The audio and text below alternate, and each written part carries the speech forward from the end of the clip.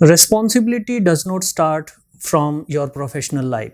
It starts from the day when you start breathing on this planet. नमस्कार, मैं Krishna Kumar, principal Nalanda international school.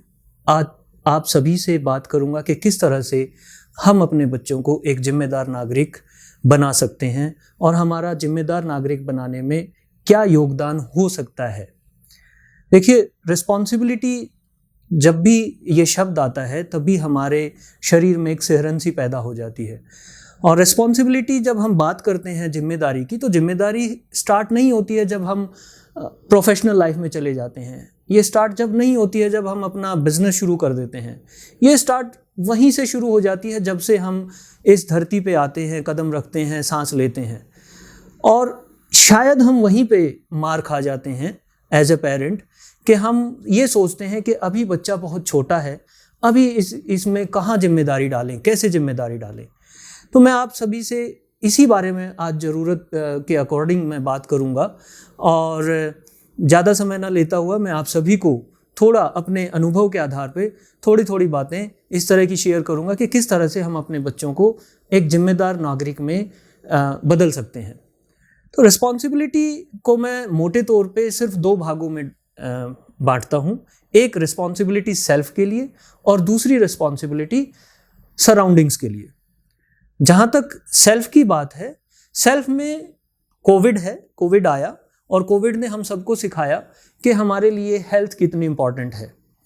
और इस Covid ने ये भी सिखाया कि जो लोग हेल्थ के प्रति कॉन्शियस थे, जो लोग सेल्फ के प्रति, अपने प्रति जो रेस्पॉन्सिबल थे, जिम्मेदार थे, उन्होंने इस समस्या का सामना दूसरे लोगों की बजाय बहुत अच्छे से किया है। अब वो रिस्पॉन्सिबिलिटी कैसे हम अपने बच्चों में डाल सकते हैं। मैं ये कभी नहीं कहता हूं कि आप अपने बच्चों को सुबह 5 बजे उठाइए। यद्यपि 5 बजे उठना, सुबह जल्दी उठना बहुत लाभदायक होता है, परंतु आप सभी लोगों की अपनी अपनी अलग अलग लाइफस्टाइल है। किसी का बिजनेस रात को, जैसे देर रात तक आप रहते हैं अपने बिजनेस में, अपनी रिस्पॉन्सिबिलिटीज़ में, तो हो सकता है कि आपके बच्चे भी देर रात आपके साथ खाना खाएं और उनको देर से उठने की ही आदत हो। लेकिन मैं आपको एक बार ज़रूर बताना चाहूँगा इस बारे में कि जो भी आपका रूटीन है वो रूटीन फिक्स करें। आप 7 बजे उठें तो उसमें मुझे कोई प्रॉब्लम नहीं है। 7 बजे उठें, लेकिन रोज़ फिर 7 बजे ही उठाएं अपने बच्चों को। आप 10 बजे अगर ब्रेकफास्ट करते हैं तो 10 बजे ही ब्रेकफास्ट हो। अगर आपका लंच किसी पर्टिकुलर टाइम में, किसी दिन में आपने 2 से 3 का सोचा है, तो वो लंच का टाइम 2 से 3 ही रहे। उसी तरह से डिनर, मैं नहीं कहता कि आप 7 बजे डिनर कीजिए, 7 बजे करेंगे तो बहुत अच्छा है, लेकिन अगर आप 10 बजे भी करते हैं तो रोज फिर 10 बजे ही डिनर हो। तो ये जो एक टाइम लिमिट है जो आपने फिक्स किया है, वो फिक्सेशन ऑफ टाइम जो है वो आपको एक हेल्दी सिटीजन होने में, आपके बच्चे को एक हेल्दी सिटीजन होने में डेफिनेटली मदद करेगा। इसीलिए स्कूल में आपने देखा है, जब भी आप खुद स्कूल गए हैं या आप अपने बच्चों को स्कूल में डालते हैं, इसीलिए एक पर्टिकुलर टाइम दिया जाता है। एक फिक्स टाइम होता है कि इस टाइम पे आपको लंच ब्रेक मिला है, इस टाइम पे आपको वाटर ब्रेक मिला है, इस टाइम पे। तो बच्चे ग्रोइंग स्टेज में हैं और ग्रोइंग स्टेज में उन्हें हर इंटरवल, हर कुछ समय के बाद कुछ ना कुछ इनटेक की ज़रूरत है। जैसे हम साधारण भाषा में कह सकते हैं कि जब भी कुछ चीज़ ग्रो करती है तो उसे किसी तरह के पोषण की ज़रूरत होती है। उसी तरह से बच्चे भी ग्रो कर रहे हैं, बच्चों की हड्डियां विकसित हो रही हैं और उन्हें हर समय कुछ ना कुछ इनटेक की ज़रूरत है। और वो इनटेक अगर हम रेगुलर इंटरवल के बाद उन्हें देते रहेंगे, ये इंश्योर करेंगे कि हर 2 घंटे में हमारा बच्चा, चाहे वो जूस ले, चाहे सैलड्स ले, चाहे वो खाना खाए, दही, लस्सी, दूध, जिस तरह से भी, कोई भी फ्रूट, कोई भी किसी भी तरह का इनटेक, अगर हम हर 2 घंटे के बाद अपने ग्रोइंग स्टेज में 18 साल 20 साल की उम्र तक अपने बच्चों में ये ध्यान रखेंगे, तो डेफिनेटली हमारे बच्चे दूसरे बच्चों से कंपैरेटिवली स्ट्रोंगर होंगे। वो हमारे बच्चे दूसरे बच्चों से कंपैरेटिवली बॉडी में अच्छी बिल्टअप होंगे। इस तरह से अगर हम ध्यान रखेंगे तो डेफिनेटली हम अपने बच्चों को रिस्पॉन्सिबल बनाएंगे सेल्फ के प्रति, अपने प्रति, और वो बच्चे में आदत आएगी कि उसे किस तरह से अपना ध्यान रखना है। एक और बात जो मैं आपको ज़रूर ध्यान देने के लिए बोलूँगा वो है कि बच्चे जैसे ही सुबह उठते हैं, सुबह उठने के आधे घंटे के अंदर, फ्रेश होने के बाद उनके बॉडी के अंदर कुछ ना कुछ जाना चाहिए। वो आप अपनी अपनी ज़रूरतों और आवश्यकताओं के हिसाब से या अपनी अवेलेबिलिटी के हिसाब से चूज़ कर सकते हैं। चाहे बच्चा 100 ग्राम चाहे दही भी ले ले, कर्ड भी ले ले आधे घंटे के अंदर, फ्रूट है तो बहुत अच्छा है। गाँव में माताएं बहनें सर्दियों में स्पेशली बहुत सारी अच्छी अच्छी डिशेस बनाती हैं वो सुबह लेने के लिए, वो लड्डू किसी भी तरह के वो हैं वो ले ले। इनटेक अगर वो अच्छा with in half an hour हो जाएगा तो सारी रात का जो उसके पास, जैसे मैंने बताया कि रेगुलर इंटरवल में उनके पास कुछ ना कुछ जाना चाहिए बच्चे की बॉडी में, तो सारी रात 7-8 घंटे लगभग हो गए हैं, बच्चे के पास कुछ नहीं गया है। तो जैसे ही उसकी बॉडी में जाएगा वो एकदम से वो फ्रूटफुल होगा और बच्चे की हेल्थ में वो डेफिनेटली एक इम्प्रूव करेगा, बहुत अच्छे से इम्प्रूव करेगा और बच्चे की बॉडी जो है स्ट्रांगली बिल्ट होगी। साथ के साथ हम अपने बच्चों को ध्यान रखें कि हम अपने बच्चों को कभी भी फास्ट फूड या जो बाज़ार का जो फूड है वो हम उनको सचेत करें उसके प्रति कि ये सही नहीं होता है।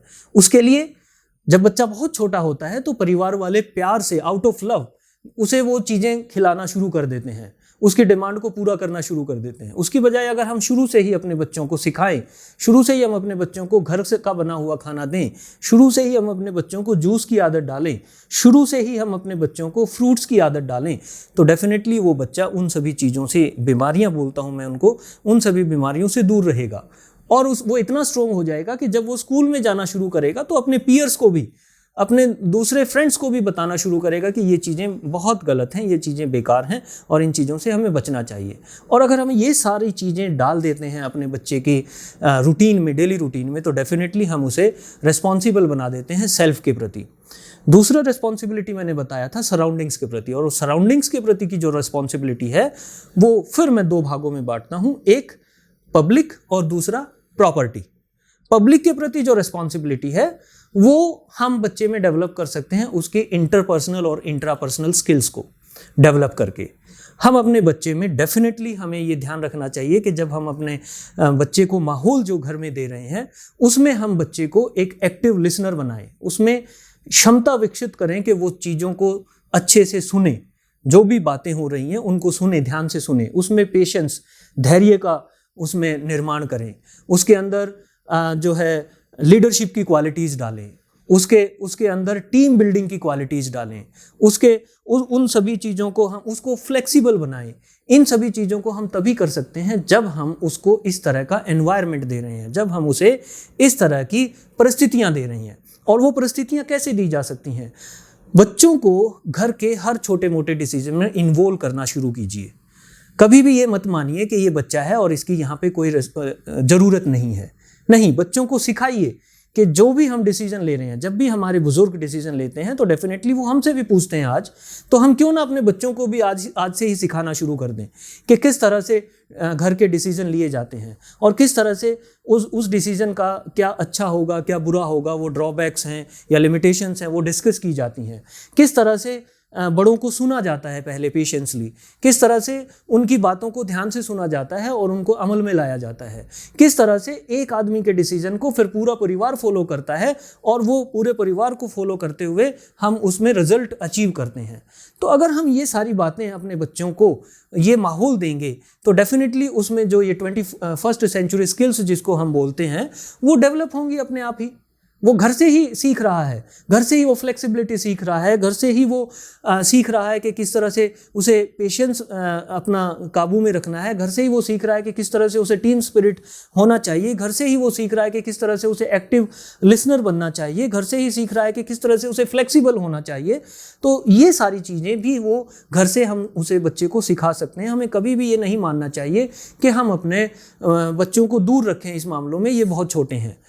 हाँ, डेफिनेटली वो छोटे हैं, डेफिनेटली, लेकिन कभी कभी ऐसा मौका भी आ सकता है। आप देखेंगे, आप अगर इसे अपनाना शुरू कर देंगे, आप इसे अपने दिनचर्या में लाना शुरू कर देंगे, तो आप देखेंगे कि बच्चे भी कई बार इस तरह का इतना बढ़िया आइडिया दे देते हैं जो हमारे दिमाग से कोसों दूर होता है। और फिर जब वो इस तरह से आइडिया देना शुरू करते हैं और हम उसको अप्रिशिएट करते हैं और हम उसके आइडिया को लेना शुरू करते हैं, इम्प्लीमेंट करते हैं और फिर उसका रिजल्ट को हम उसके साथ डिस्कस करते हैं, तो उसी से उसके अंदर जो है लीडरशिप की क्वालिटीज़ भी डेवलप होती हैं। उसी से उसके अंदर कॉन्फिडेंस आता है, विश्वास उसका जागृत होता है। उसे लगता है कि yes I can also do this thing. उसे लगता है कि मेरे अंदर भी क्षमता है। तो ये क्षमता हम अपने बच्चों में हर छोटे से छोटे बात में अपने बच्चों को इन्वॉल्व करके कर सकते हैं। और तीसरा जो बात है वो है रिस्पॉन्सिबिलिटी फॉर द प्रॉपर्टी। हम बच्चों को सिखाएं कि किस तरह से प्रॉपर्टी के प्रति, किसी की भी प्रॉपर्टी के प्रति लविंग होना चाहिए, केयरिंग होना चाहिए और रिस्पॉन्सिबल होना चाहिए। और ये बच्चा किसी की भी प्रॉपर्टी के प्रति लविंग, केयरिंग और रिस्पॉन्सिबल जो है वो भी, अगेन मैं फिर वही बात दोहराता हूँ कि वो भी वही बचपन से ही सीखता है। जैसे ही उसने चलना शुरू किया है वैसे ही वो सीखता है। अगर उसके काम की कोई चीज़ नहीं है, और बच्चों में जैसे आउट ऑफ क्यूरियोसिटी या आउट ऑफ अननोइंगनेस ये होता है कि वो दे थ्रो इट, वो उसे तोड़ देते हैं। तो हमें बच्चे को समझाना चाहिए कि नहीं, ऐसा नहीं हमें करना चाहिए। हमें बच्चे को वहीं से आदतें डालनी चाहिए कि किस तरह से, अगर कोई काम की चीज़ नहीं है, उसके काम की चीज़ नहीं, तो किस तरह से उसे संभालना चाहिए, किस तरह से उसे रखना चाहिए। हमें उसे बताना चाहिए कि किस तरह से हम अपने सिबलिंग्स की जो चीज़ें हैं उनका रिस्पेक्ट करें। सिबलिंग राइवलरी होती है और उसमें बच्चे कई बार इस तरह के जो है डिसीजन ले जाते हैं कि वो अपने भाई या बहनों की कोई भी चीज़ है उसके प्रति वो इर्रेस्पॉन्सिबल हो जाते हैं।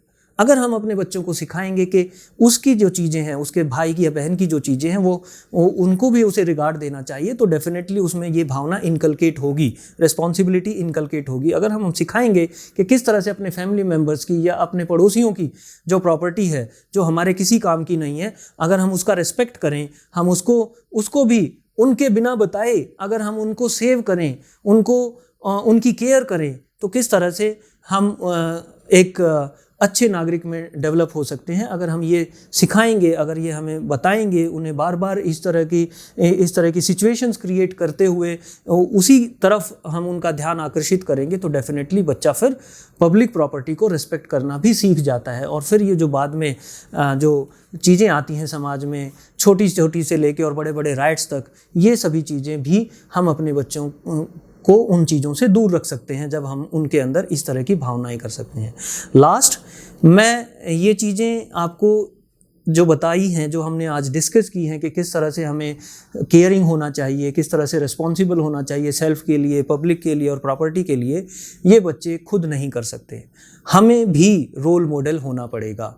हमें इस मामले में हमें रोल मॉडलिंग करनी पड़ेगी। हमें अपने बच्चों को दिखाना पड़ेगा कि हम भी अपनी सेहत के प्रति बहुत बहुत जो है जिम्मेदारी निभाते हैं। हमें ये दिखाना पड़ेगा कि हम भी एक्टिव लिसनर हैं, हम भी अपना पेशेंस नहीं खोते हैं, हमारे अंदर भी इस तरह की भावनाएं हैं कि हम दूसरों का रिस्पेक्ट करें, रिगार्ड करें।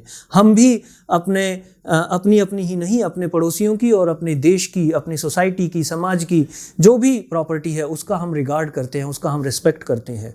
और अगर हम अपने बच्चों को ये चीज़ें रोल मॉडलिंग करते हुए चलेंगे बचपन से लेके, तो डेफिनेटली जब वो 18 की उम्र पार करेगा और अपना एक नागरिक होने की दिशा में कदम बढ़ाएगा, तो उस समय वो पूरी तरह से सक्षम होगा कि वो एक जिम्मेदार नागरिक है और वो अपनी जिम्मेदारी हर तरह से निभा रहा है, चाहे वो अपने प्रति हो, चाहे वो पब्लिक के प्रति हो और चाहे वो प्रॉपर्टी के प्रति हो। तो इन्हीं शब्दों के साथ मैं आप सभी का शुक्रिया अदा करता हूँ। मैं आपसे रिक्वेस्ट करता हूँ कि आप गोहाना मुद्रिका प्लस YouTube चैनल को सब्सक्राइब करें, लाइक करें और शेयर करें, ताकि हम सभी को इस तरह की जानकारियाँ मिलती रहें और हम सभी अपने अपने अनुभव एक दूसरे के साथ साझे करते रहें। धन्यवाद।